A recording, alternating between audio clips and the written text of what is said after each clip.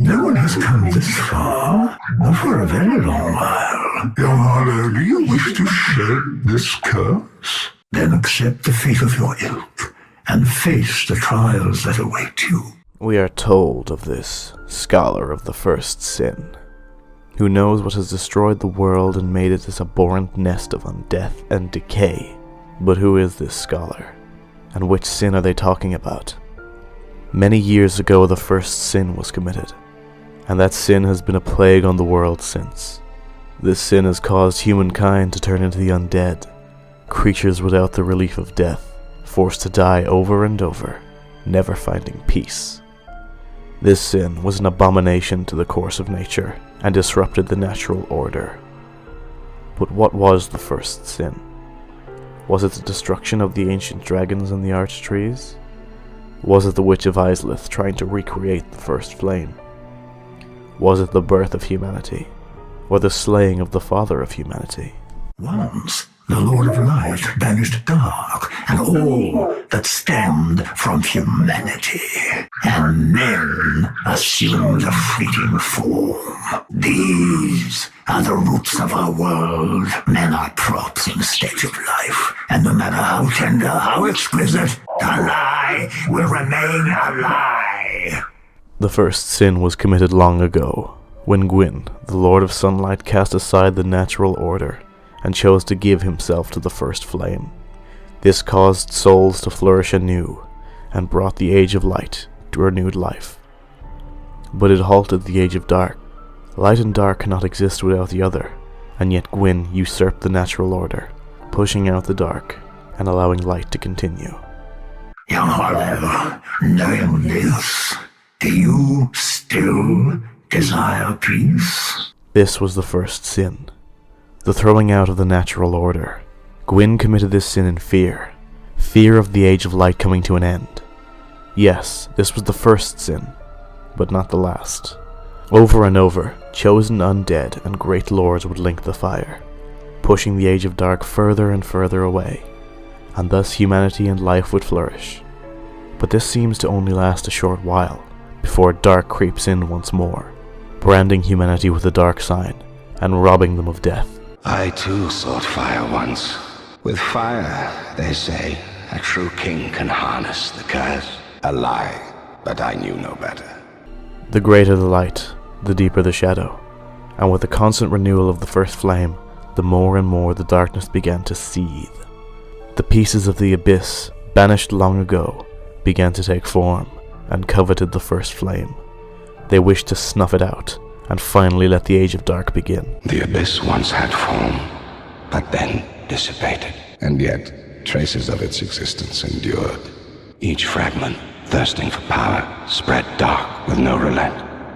My dear Chandra was one such fragment. A feeble, tiny thing that thirsted for power more than any other. As a hollow, we are drawn to the flame, as were the Lords of Light before us. However, this age we live in is different. The king of this era did not take the throne. Vendrick did not take the throne, and refused to usher in the next age of fire. His wife, Queen Nishandra, was one of the pieces of the abyss, the piece that lusted for power more than any other. Vendrick would not take the throne and link the fire, out of fear that Nishandra would take it before he could, and snuff out the Age of Fire once and for all.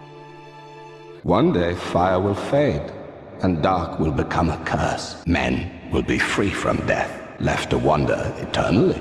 Dark will again be ours, and in our true shape, we can bury the false legends of yore. Only, is this our only choice? Seeker of fire, coveter of the throne. Seek strength. Now the current Age of Light is coming to an end, and it is our job to link the fire. Or is it? This scholar of the first sin asks us if we want to light the flame, or renounce it, and usher in the Age of Dark. I am Aldia. I sought to shed the yoke of fate, but failed. Now I only await an answer. Seek the throne. Seek light, dark, and what lies beyond. The scholar is Aldia, brother of Vendrick, who sought to shed the yoke of fate, and failed. Aldia is the Darkstalker Karth of this world, and the Emerald Herald is our Kingseeker Frempt. Each wants us to take a different path, but are they so different? Even the greatest of flames burn out, and even in the darkest of shadows we can find light. Indeed, the world of Dark Souls is a perpetual cycle of light and dark. Each age will eventually give in to the next, and kingdoms will rise and fall.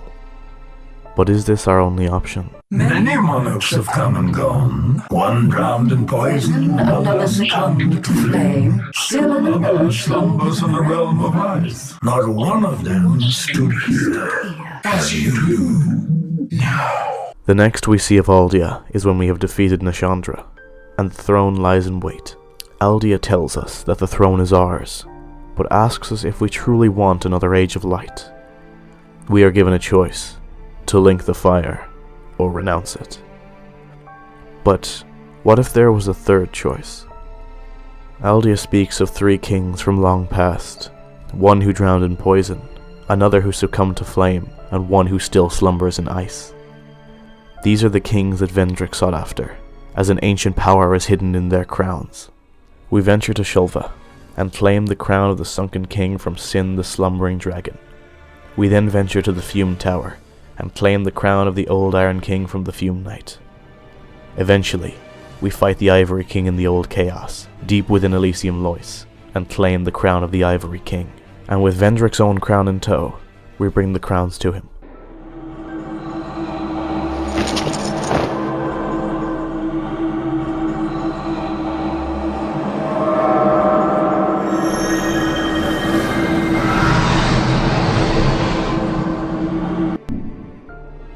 The rest will follow.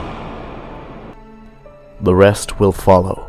This is our new ending, and with the power of these crowns we are banished from the curse. We do not go hollow, and we are the next monarch. This changes everything. No matter which age we bring in, we will survive it, an everlasting monarch, ready to usher in each age and protect the choices we have made. The cycle will continue, and we will be the guardians of that cycle. Light and dark, flame or no flame. The next monarch has risen, and it is up to us to usher in the next age, regardless of what that might be.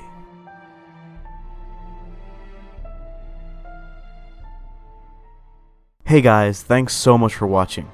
Keep in mind that this is just my interpretation of the lore, and everyone is entitled to their opinion on that matter. If you enjoyed this video, be sure to give it a like, and even subscribe if you'd like to see more.